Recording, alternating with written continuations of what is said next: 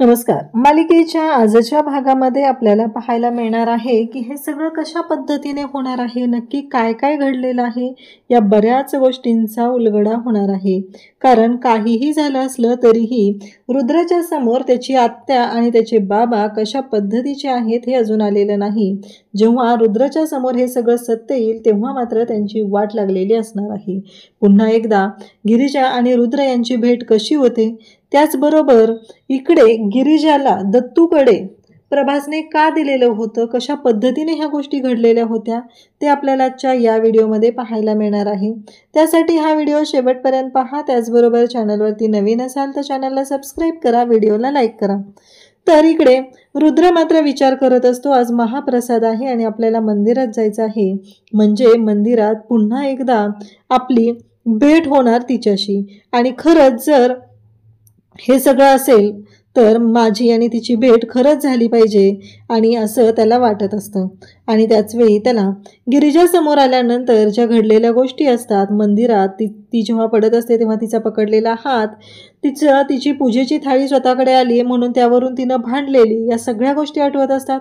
जेव्हा रुद्राला ती म्हणालेली असते की हात पुढे करा, आणि हात पुढे करा म्हटल्यावर त्याने हँडशेकसाठी हात पुढे केलेला असतो आणि त्याचवेळी रुद्राच्या हातात तिने रुद्राचा फोन दिलेला असतो. या सगळ्या गोष्टी समोर येत असतात आणि रुद्रला हे सगळं आठवत असतं. तेव्हा मात्र तो विचार करत असतो की आज पुन्हा भेट झाली तर. आणि तेवढ्यातच खिडकीतून त्याला आवाज येतो की आठवण येते का माझी, असं म्हटलेला आवाज येतो. तेव्हा मात्र रुद्र विचार करू लागतो, आता हा आवाज कोणाचा आहे. पाहतो तर काय, समोर गिरिजा आलेली असते, ती खिडकीत उभी असते. रुद्र आता विचार करू लागतो की हे सगळं काय घडतंय आणि हे माझ्या बाबतीत का होते असं. हा प्रश्न रुद्राला पडलेला असतो. तेवढ्यात त्यांचा नौकर जो आहे तो प्रताप बोलवायला येतो की धाकले मालक, एक बाई आलेले आहे, त्यांच्याबरोबर लहान मुलगी आहे, तर तुम्ही याल का, असं म्हणत तो आलेला असतो. आणि त्यासोबतच या सगळ्या गोष्टी घडत असतात. तेव्हा रुद्र बाहेर येतो आणि नक्की कोण आलंय ते त्याला पाहायचं असतं, म्हणून रुद्र बाहेर आलेला असतो. जेव्हा रुद्र तिथे येतो तेव्हा त्या आश्रमातल्या ज्या ताई आहेत त्या एका छोट्या बाळाला घेऊन आलेल्या असतात. कारण आश्रमात आता एक नवीन मुलगी आलेली असते, त्यासाठी ते आलेले असतात. पण रुद्राच्या तेव्हा लक्षात येतं की अरे आपण ना काहीतरी वेगळ्याच विचारात अडकलेलो होतो. ही गोष्ट रुद्राच्या लक्षात आलेली असते. इकडे गिरिजाला मोनू म्हणत असतो की मला तायडे ना खूप भूक लागली, मला कळत नाहीये, काहीतरी कर ना ग खायला, मला काहीतरी खायचंय तायडे, मला लय भूक लागली ग, असं म्हणत तो बिचारा रडत असतो, कळवळत असतो. परंतु गिरिजा तरी काय करणार, कारण ज्या गोष्टी घडलेल्या असतात त्या अशा असतात की गिरिजाही काही करू शकत नसते. तिच्या भावाने घरातला जो गॅसची शेगडी असते घरातली तीच विकून टाकलेली असते. त्यामुळे गिरिजाही रडकुंडीला आलेली असते. तिला प्रश्न पडलेला असतो की रोज नवं संकट, हे सगळं मी कसं निस्तरणार आहे, या सगळ्यातून कसा मार्ग काढणार आहे. तेवढ्यातच रुद्र बाहेर येतो. त्या मावशी, 2 मुली आणि एक छोटं बाळ आलेलं असतं. तेव्हा मात्र रुद्र आलं की ते बोलत असतात. त्या दोतल्या 2 मुली तर धावत जाऊन रुद्राला मिठी सुद्धा मारतात आणि रुद्रासोबत बोलू लागतात. तेव्हा इकडे पाहायला मिळतं की त्या म्हणत असतात की आपल्या नियमाप्रमाणे, प्रथेप्रमाणे हिचं नाव ठेवायचं आहे ना, म्हणून घेऊन आलेलं आहे. तेव्हा मात्र ह्या बाकीच्या मुली म्हणत असतात की आश्रमात.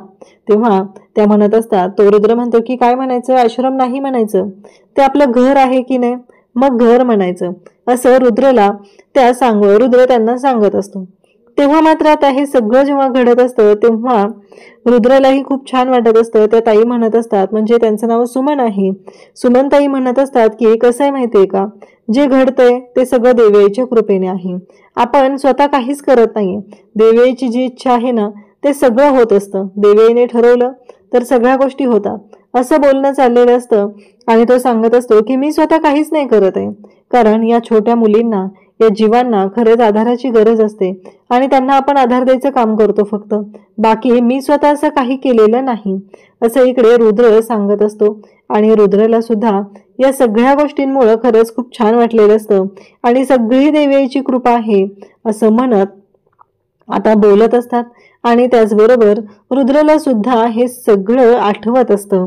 इकडे गिरिजा म्हणत असते की चला आता एकच मार्ग आहे, म्हणून गिरिजा विचार करत असते आणि तेवढ्यातच देवयाची पालखी आलेली असते. देवयाची पालखी आली. मोनूला भूक लागलेली आहे. या सगळ्या गोष्टी करायच्या आहेत.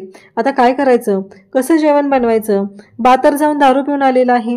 सगळे पैसे संपलेले आहेत. त्याला शोधच राहिलेले नाहीये. पुढे काय होणार हा प्रश्न राहिलेला असतो. आणि इकडे मात्र आता रुद्रला भेटायला त्या मावशी आलेल्या असतात. त्या बाळाला जवळ घेतो रुद्र आणि त्या बाळाचं नाव ठेवतो ते म्हणजे शांभवी. तेव्हा त्या मावशी म्हणतात की पुन्हा एकदा देवीचं नाव. तेव्हा रुद्र सांगतो की हो, पुन्हा एकदा देवीचं नाव. असं म्हणत त्याने सांगितलेलं असतं की या बाळाचं नाव आता शांभवी आहे. आणि त्या मावशी जायला निघतात. रुद्रलाही आता निघायचं असतं. मंदिरात महाप्रसाद असतो आणि त्यांच्या ट्रस्टने तो महाप्रसाद ठेवलेला असतो. त्यासाठी त्याला जायचं असतं. आणि त्याच वेळी पुन्हा त्याला आठवते ती म्हणजे इकडे गिरिजा पुन्हा घरी आली असं त्याला वाटत असतं. आणि त्याच वेळी दारात तिथे पोतराज आलेले असतात आणि ते म्हणत असतात की कसं आहे माहिती आहे का, तुला जे हवंय ना ते मिळणार आहे. फक्त काही गोष्टी आहेत त्या घडाव्या लागणार आहेत. एक गोष्ट लक्षात ठेव, एका तराजूत तुला हे सगळं टाकावं लागेल आणि दुसऱ्या तराजूत तू असेल. या सगळ्या संपत्तीला तुला सोडावं लागेल. हे तुला झेपणार आहे का. तेव्हा रुद्र म्हणतो की प्रेम करायला पैसा लागत नाही, हिम्मत लागते. आणि ती हिम्मत माझ्याकडे आहे. त्यामुळं मला घाबरण्याची गरज नाही असं रुद्रने स्पष्टपणे सांगितलेलं असतं. त्याचबरोबर इकडे आता ते सांगत असतात असं असेल तर तुझी इच्छा नक्की पूर्ण होईल. तुला जे हवं आहे ते नक्की मिळणार आहे असं सांगितलं जातं. तेव्हा मात्र इकडे रुद्रही तयार असतो. कारण त्याच्यासाठी त्याचं प्रेम महत्त्वाचं आहे एवढंच त्याच्या डोक्यात सुरू असतं. आणि त्याचबरोबर ज्या काही गोष्टी घडत असतात त्यामुळं मात्र रुद्रला सुद्धा खूप छान वाटलेलं असतं. आणि रुद्र म्हणतो की आज खरंच देवीची जर इच्छा असेल तर आमच्या दोघांची भेट पुन्हा घडेल का, ती येईल का माझ्या भेटीला, असं रुद्रला वाटत असतं. आणि त्याचवेळी इकडे गिरिजासुद्धा आता मोनूला म्हणते की आता एकच मार्ग आहे. कारण मोनूलाही भूक लागली आहे, तिलाही भूक लागली आहे. तिचा तर बिचारीचा वाढदिवस आहे आणि हे सगळं घडतंय. तिलाही कळत नाही आहे की आता करायचं काय. कारण वाढदिवसाच्या दिवशी जरी हे सगळं चालू झालेलं असलं तरीही आपल्यापेक्षाही आपल्या भावाला गरज आहे हे तिच्या लक्षात आलेलं आहे. म्हणून ती म्हणते की चल मोनू, आता एकच मार्ग आहे असं म्हणत त्याला घेऊन ती निघालेली असते. इकडे मंदिरात आता पूजा असते, महाप्रसाद असतो आणि त्यामुळं सगळे तिथे असतात. आणि त्याच वेळी इकडे जेव्हा ह्या सर्व गोष्टी घडत असतात तेव्हा मात्र आता गिरिजा आणि मोनू तिथं आलेले असतात. मग गिरिजा तिथं आलेली आहे. महाप्रसादाची लाईन सुरू आहे आणि त्याच वेळी गिरिजाच्याही डोक्यात वेगवेगळे विचार सुरू असतात आणि गिरिजासुद्धा त्या पद्धतीने सर्व गोष्टी मॅनेज करण्याचा प्रयत्न करत असते. तिलाही काही सुचत नसतं तेव्हा तीही मार्ग काढत असते. तेव्हा मात्र आता गिरिजा इकडे मोनूला सांगते की जा, तू जा आणि त्या महाप्रसादाच्या लाईनमध्ये थांब, मी देवीचं दर्शन घेऊन येते असं तिने गिरिजाने सांगितलेलं असतं. तेव्हा मोनूला बरं वाटतं. खूप मोठी लाईन असते पण त्या लाईनमध्ये जाऊन आता प्रसाद घेतल्याशिवाय आपल्या पोटात अन्नाचा कण जाणार नाही ही गोष्ट त्यांच्या दोघांच्याही लक्षात आलेली असते. आता इकडे गिरिजाच्या तिकडे पोटात तिला अन्न मिळत नाहीये, तिला भुकेने मरावं लागतंय. ती कासावीस झालेली आहे पण तिच्याच प्रॉपर्टीवर डल्ला मारून बसलेला हा आयत्या बिळावर बसलेला नागोबा जो आहे तो मात्र खूप आनंदात असतो. आणि मग इकडे रुद्र येतो आणि मग रुद्रला त्याची आत्या म्हणते की काय मग. तेव्हा तो म्हणतो की कसं आहे माहिती आहे का, माझी काळजी करणारी माझी आत्याच इथे नव्हती ना, ती जास्त दिवस रमली. मग ती सांगत असते की अरे तिकडं होते ना मी, आणि खरं तर ना माझी मैत्रीण आहे ना, म्हणजे मी एक दिवसापेक्षा जास्त राहत नाही आहे पण यावेळेस जरा जास्त राहावं लागलं, त्याचं कारणही तसंच होतं असं सांगितलं जात असतं. तेव्हा मात्र ती म्हणतो की काय झालं, तर ती सांगत असते की अरे तिची मुलगी होती ना, ती आलेली होती आणि त्याच्यामुळं मग मला या सगळ्या गोष्टींसाठी तिथं थांबावं लागलं. तिने आग्रह केला, मग आम्ही लोणावळ्याच्या फार्म हाऊसला गेलेलो. हे सगळं बोलणं सुरू असतं आणि तेव्हा मात्र रुद्र ते ऐकत असतो. रुद्र म्हणतो ती कधी आली लंडनवरून. तेव्हा ती सांगते की हो, लास्ट वीकमध्येच ती आलेली आहे. खरंच खूप छान वाटलं, मलाही तुझी खूप आठवण येत होती असं ती बोलत असते. तेव्हा मात्र रुद्र म्हणत असतो हो का, खरंच आम्ही लहान असताना ना लोणावळ्यात खूप मजा करायचो त्यांच्या फार्म हाऊसवरती, खरंच खूप भारी वाटायचं असं बोलणं चालू असतं. इकडे आता मंदिरात दर्शन घ्यायला गिरिजा आलेली असते. तेव्हा तिथे तिथले आराधी असतात, मंदिरातले पुजारी असतात आणि ते म्हणत असतात की पोरी तो दिवस आलेला आहे, तुझ्या आयुष्यात त्या राजकुमाराची एंट्री होणार आहे आणि जे तुझं होतं ते सगळं तुला परत मिळणार आहे. आता काहीही झालं तरी आता माघार नाही, कारण दुष्टांचा काळ हा संपलेला आहे. आता फक्त आणि फक्त तुझ्या आयुष्यामध्ये सुख येणार आहे असं सांगितलं जात असतं. इकडे आता बोलत असतो तो म्हणजेच रुद्र आणि त्याची आत्या उर्वशी. उर्वशीला तो सांगत असतो तेव्हा तो म्हणत असतो की चालेल. आणि मग उर्वशी तिथं असते तरीही आता रुद्रला ताट वाढायला घेते ती म्हणजे रुद्राची आई वासंती. परंतु वासंतीने जेव्हा ताट वाढायला घेतलेलं असतं तेव्हा उर्वशी म्हणत असते की बस झालं, मी आहे ना इथे, असं रुद्राच्या समोर बोलते. मला मात्र प्रश्न पडलाय की या रुद्रला त्याच्या आईबद्दल काही वाटतं का नाही, कारण एखाद्या माणसावर किती आंधळा विश्वास ठेवायचा. सरळ सरळ तो तिथे त्यांच्यावरती आंधळा विश्वास ठेवतोय आणि त्यांना त्याची कदरही नाही आहे, कारण ते सगळेजण कसे वागत आहेत माणसांची या गोष्टीची जाणीव ही रुद्रला नाही. खरं तर रुद्रने या सगळ्यांचा विचार केला पाहिजे, हे सगळं असं का घडतंय या गोष्टींचा विचार केला पाहिजे, पण नाही. डोळ्यावरती त्याच्या आत्याच्या आणि वडिलांच्या प्रेमाची जी झापडं लावलेली आहेत ती कधी निघणार आहेत ना ते त्यालाच माहिती, कारण जोपर्यंत ती झापडं निघणार नाही तोपर्यंत मात्र तो सारासार विचार करू शकणार नाही. खरं तर त्याच्या आईला त्रासदायक वागणं तिथं मिळतंय, तिला त्रास दिला जातो या गोष्टीची जाणीव त्याला असली पाहिजे, म्हणजे त्याच्या डोळ्यांनी त्याने पाहिलं पाहिजे. परंतु रुद्रच्या समोर ह्या गोष्टी घडत नाहीत, म्हणून त्या दोघांनाही एवढं फावलेलं असतं. कारण एवढं सगळं झालेलं आहे तरीही ती दोघं त्यांचा माज काही केल्या कमी येत नसतो. तेव्हा तो सांगत असतो की आत्या, खरंच मला नाही कळत नाहीये की माझ्याकडे पण हा गुण तुझ्याकडूनच आलाय का गं, म्हणजे विचार कर ना, बघ ना, कारण आता तू आलेली आहे पण तुला काकांची काळजी आहे, काकांसाठी तुला सूप घेऊन जायचं आहे. खरं तर काकांकडे जाऊन तिला बदला घ्यायचा आहे. आत्तापर्यंत त्याने जी गद्दारी केलेली आहे त्यासाठी ती चिडलेली असते, हे सगळं चाललेलं असतं. तेव्हा मात्र इकडे तो सांगत असतो की मी जेवायला नाहीये, मी चाललोय कारण महाप्रसाद आहे मंदिरात आमच्या ट्रस्टचा, त्यामुळं तिथं मी जात आहे. आणि तेव्हा तो सांगतो की जेवणार नाहीये. आता मग तो जेवणार नाहीये तेव्हा तो मागतीनं पाहत असते, वासंती पाहत असते. तेव्हा उर्वशी मात्र तिच्या लाडक्या नवऱ्यासाठी सूप घेऊन आलेली असते, म्हणजे तुम्हाला माहितीच आहे की ती काय करणार आहे ते. आणि मग त्याच वेळेस रूममधली लाईट बंद असते. एका खुर्चीवरती तिथे बसलेला असतो तो म्हणजे प्रभास, आणि बिचाऱ्याला पॅरालिसिस झालेला असतो. आणि मग उर्वशी तिथे येते आणि म्हणू लागते की घे सूप घे. तेव्हा तो घेत नसतो तर तिने जबरदस्तीने तो चमच्याभर सूप त्याच्या तोंडात बळजबरीने टाकते, तर त्याला चटका लागतो. तेव्हा ती म्हणते बसला ना चटका, हो असेच चटके देणार आहे, हे तर काहीच नाही आहे. कसं आहे माहिती आहे का, तू आज जिवंत आहे ना ते फक्त आणि फक्त माझा नवरा आहे म्हणून जिवंत आहे. कसं आहे, मला बोडक्या कपाळाने फिरायचं नव्हतं आणि विधवेच आयुष्य जगायचं नव्हतं. हे मंगळसूत्र आहे ना, या मंगळसूत्रासाठी मी तुला जिवंत ठेवलेलं आहे.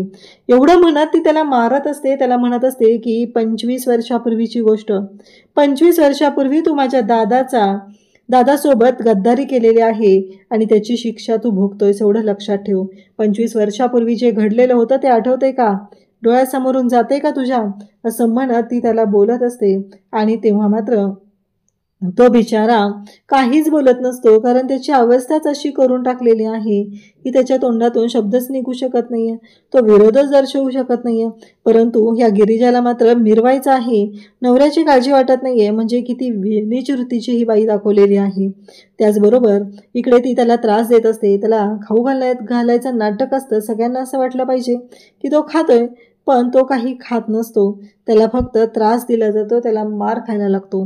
इकडे ती निघून जाते, कारण तो जो चमचा असतो भरलेला तो पूर्ण ताकदीनिशी इकडे प्रवास ढकलतो, तसं तिच्या अंगावरती ते सांडतं आणि ती रागाने निघून जाते. 25 वर्षापूर्वीची गोष्ट आता इकडे प्रभासला आठवू लागते, कारण प्रभासच्या जवळ जी मुलगी दिलेली असते ती वासंतीने दिलेली असते आणि सांगितलेलं असतं की हे बघा, ही मुलगी जी आहे ती मला माहिती आहे कोणाची आहे, तुम्ही तिला कोणाकडे तरी द्या, तिचा जीव वाचवा, कारण काहीही झालं तरीही तिचा जीव वाचला पाहिजे. तिच्या बाबतीत असं काही घडायला नको आहे, तिच्या आईवडिलांच्या बाबतीत जे झालेलं आहे ते. आणि नेमकं तो तिथे मंदिराच्या तिथे थांबलेला असतो आणि वासंती त्या मुलीला त्याच्याकडे देते आणि तिथून निघून जाते. आणि तेव्हा मात्र त्या मंदिरात तिथे आता दत्तू आलेला असतो. दत्तू मात्र म्हणत असतो की हे सगळं काय घडतंय देवी, काय करू मी? बायकोला लेकरू पाहिजे, खिशात पदमडा नाहीये, इथे माझ्याकडे चणे पण नाही आहेत आणि काहीच नाहीये, तर मी काय करणार आहे? मी कशी इच्छा पूर्ण करू? लेकरं जर झाली तर त्याचा खर्च कोणाला झेपणार आहे? असं सगळं बोलणं त्याचं चाललेलं असतं. तेवढ्यातच तिथे प्रभास येतो. तो म्हणू लागतो की तुम्ही? तेव्हा प्रभास सांगतो की हे घे, मी तुला सगळं देतोय, चणे पण देतोय आणि लेकरं पण देतोय, तुझ्या बायकोला खुश कर. असं म्हणत त्याने ती मुलगी असते ती दिलेली असते आणि सांगितलेलं असतं की हे घे, हिचा सांभाळ कर. कोणालाही कळता कामा नये की ही तुझी मुलगी नाही आहे, तुझी मुलगी म्हणून सांभाळ कर. आणि खूप मोठे पैसे खिशातनं काढलेले असतात आणि ते पैसेसुद्धा तो दत्तूकडे देतो आणि दत्तूला म्हणतो की हे घे. दत्तू म्हणतो इतके पैसे? तेव्हा प्रभास म्हणतो की हो, मी तुला सांगितलं ना, कारण एक गोष्ट लक्षात ठेव, कोणालाही ही गोष्ट कळू द्यायची नाही असं सांगितलेलं असतं.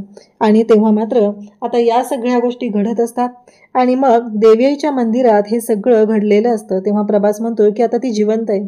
नागराज तुझं साम्राज्य उद्ध्वस्त करण्यासाठी ती येणार आहे आणि लवकरच ती येणार आहे, मला माहिती आहे असं प्रभास बोलत असतो. ती जिवंत आहे, तिचं जे आहे ते सगळं ती घेऊन जाणार आहे असं बोलणं सुरू असतं.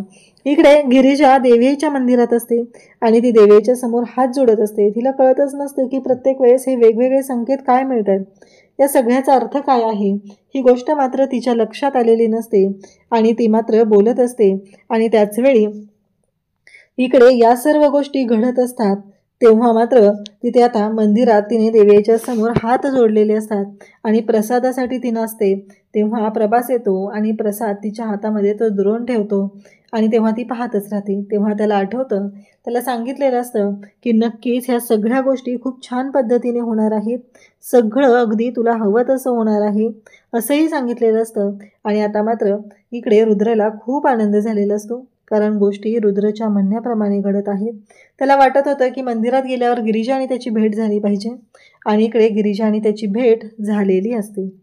तर उद्याच्या भागात आपल्याला पाहायला मिळतं की मोनू केक घेऊन आलेला असतो आणि मोनू म्हणतो की तायडे, तुझ्या वाढदिवसासाठी कुणीतरी केक पाठवलेला आहे आणि हे बघ, असं म्हणत त्याने तो केक दिलेला असतो. आणि इकडे रुद्र आणि त्याचा मित्र मात्र पाहत असतात.